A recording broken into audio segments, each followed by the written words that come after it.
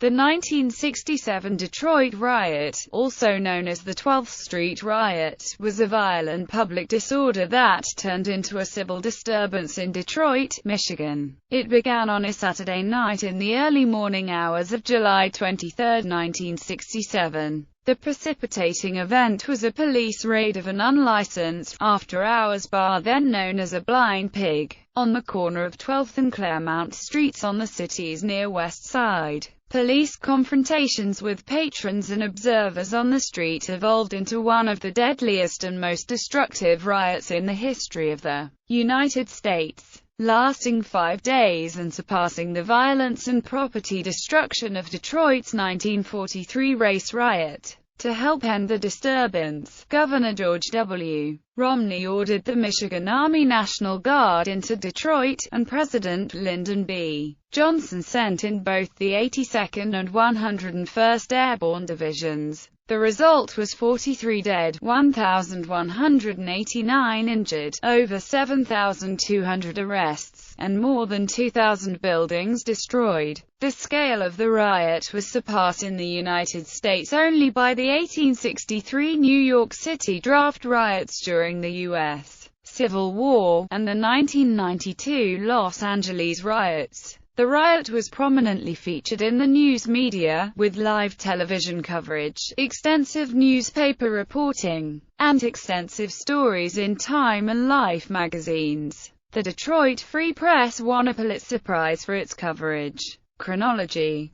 The crimes reported to police included looting, arson, and sniping, and took place in many different areas of Detroit. On the west side of Woodward Avenue, extending from the 12th Street neighborhood to Grand River Avenue and as far south as Michigan Avenue and Trumbull, near Tiger Stadium. East of Woodward, the area around East Grand Boulevard, which goes east, west then north, south to Belle Isle, was involved. However, the entire city was affected between Sunday, July 23, and Thursday, July 27.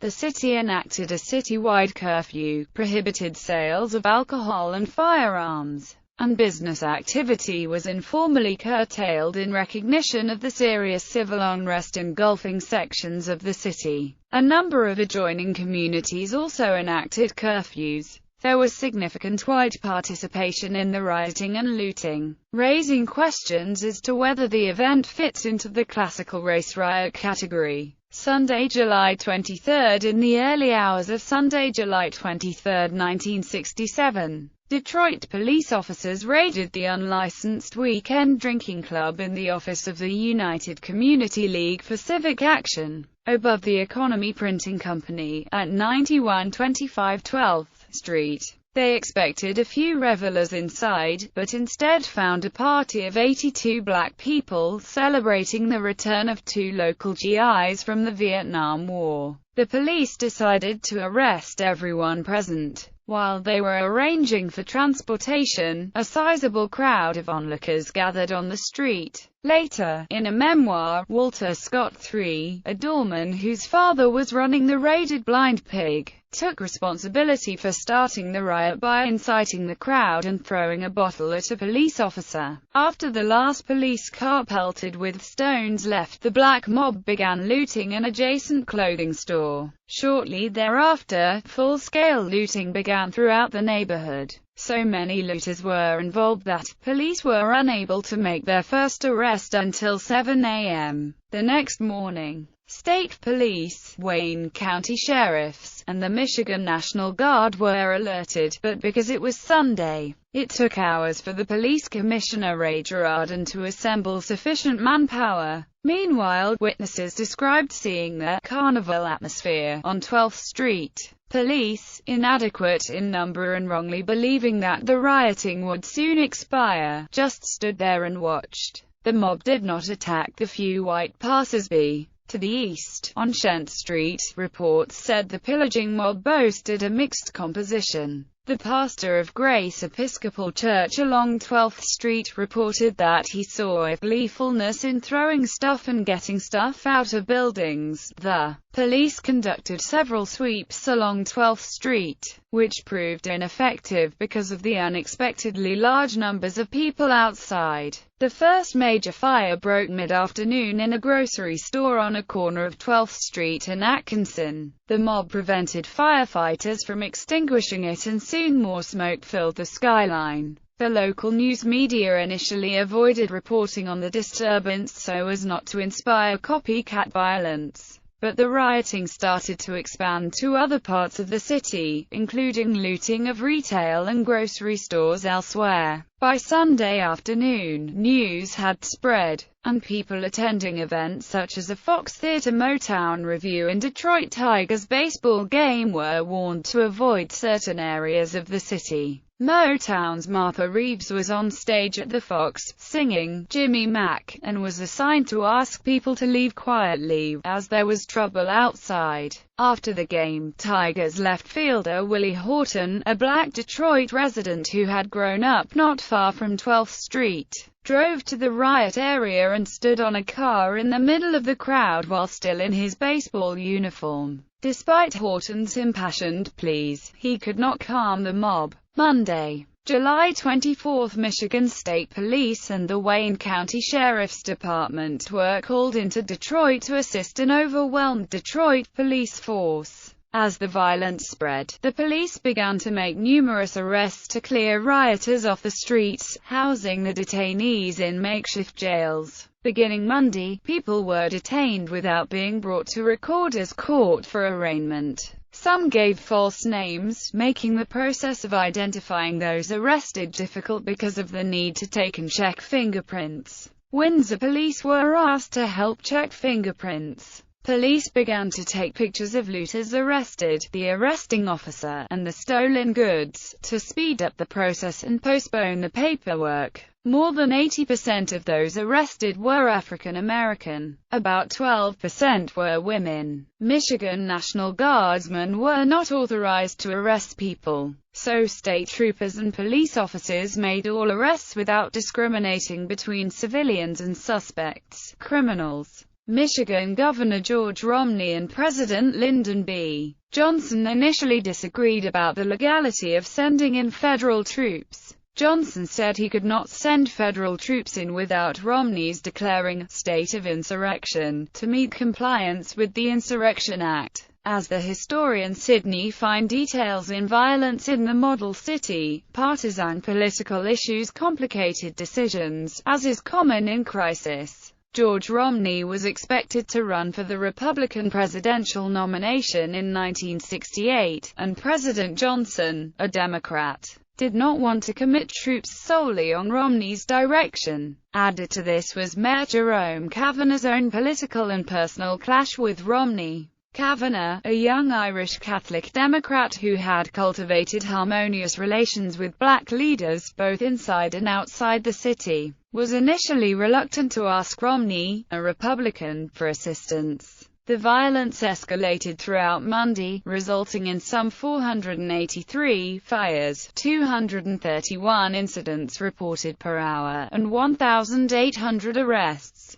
Looting and arson were widespread. Black-owned businesses were not spared. One of the first stores looted in Detroit was Hardee's Drug Store, owned by blacks and known for filling prescriptions on credit. Detroit's leading black-owned clothing store was burned, as was one of the city's best-loved black restaurants. In the wake of the riots, a black merchant said, "You were going to get looted no matter what color you were." Firefighters of the Detroit Fire Department who were attempting to fight the fires were shot at by rioters. During the riots, 2,498 rifles and 38 handguns were stolen from local stores. It was obvious that the Detroit, County, and Michigan forces were unable to restore order. On Monday, U.S. Representative John Conyers, who was against federal troop deployment, attempted to ease tensions by driving along 12th Street with a loudspeaker asking people to return to their homes.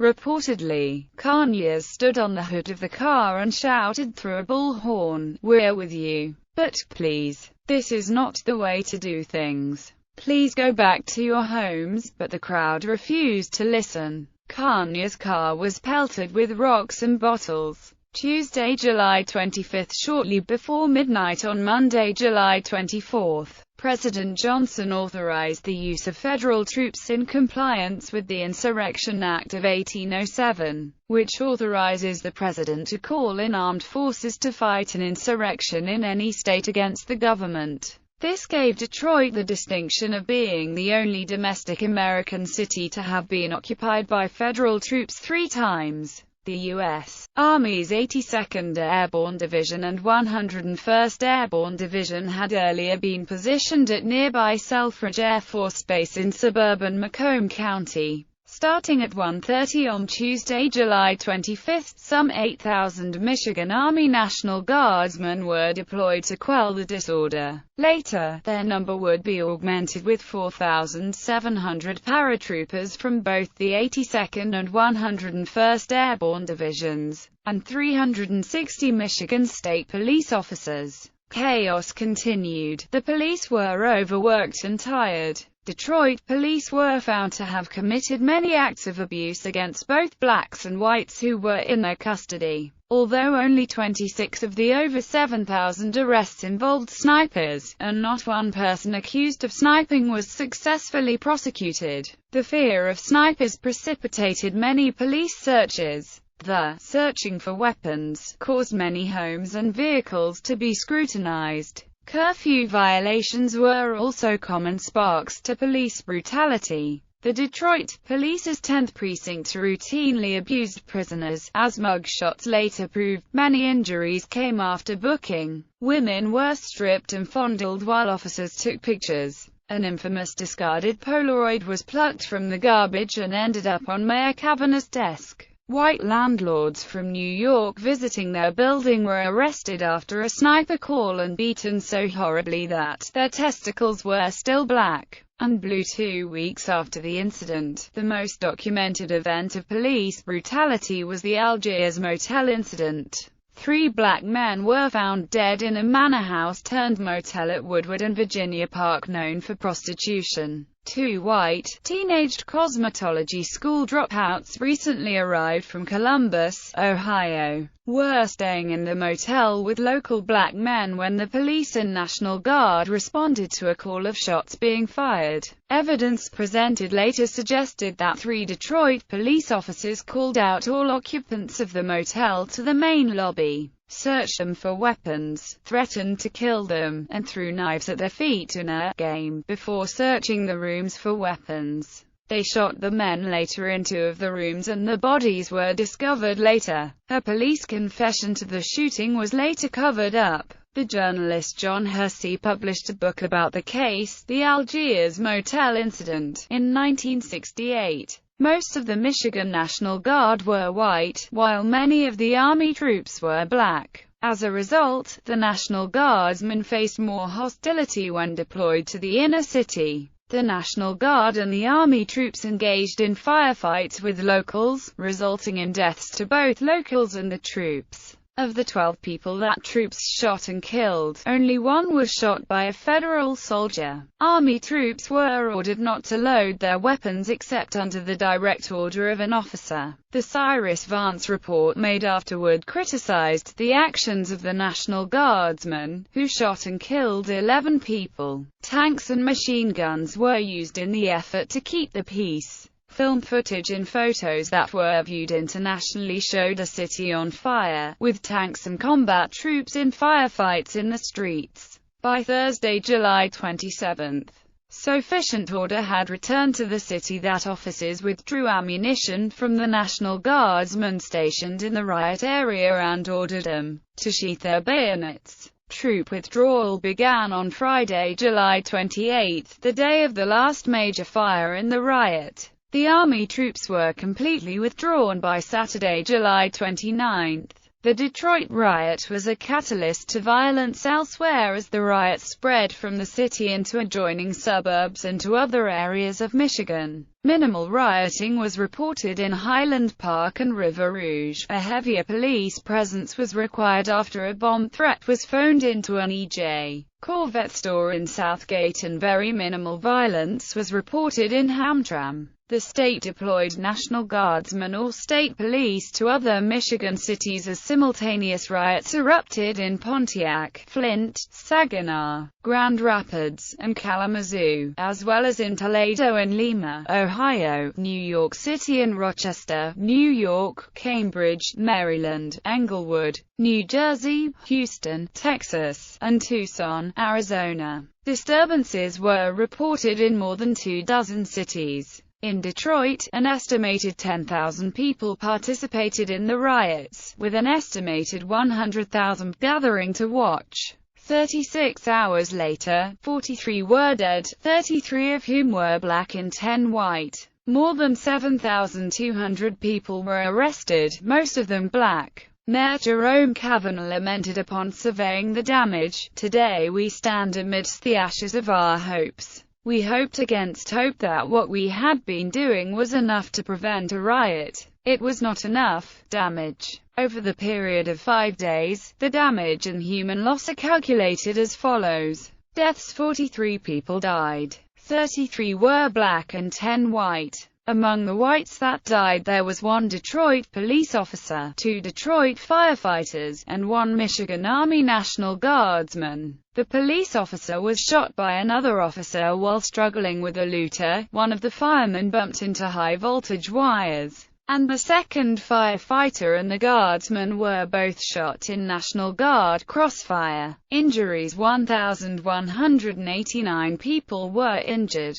407 civilians, 289 suspects, 214 Detroit police officers, 134 Detroit firefighters, 55 Michigan National Guardsmen, 67 Michigan State Police officers, 15 Wayne County Sheriff deputies, and 8 federal soldiers. Arrests: 7,231 people were arrested. 6,528 adults and 703 juveniles. The youngest was 4 and the oldest was 82. Half of those arrested had no criminal record. 251 whites and 678 black. Of those arrested, 64% were accused of looting and 14% were charged with curfew violations. Economic damage: 2,509 stores were looted or burned. 388 families rendered homeless or displaced and 412 buildings burned or damaged enough to be demolished. Dollar losses from arson and looting ranged from $40 million to $80 million.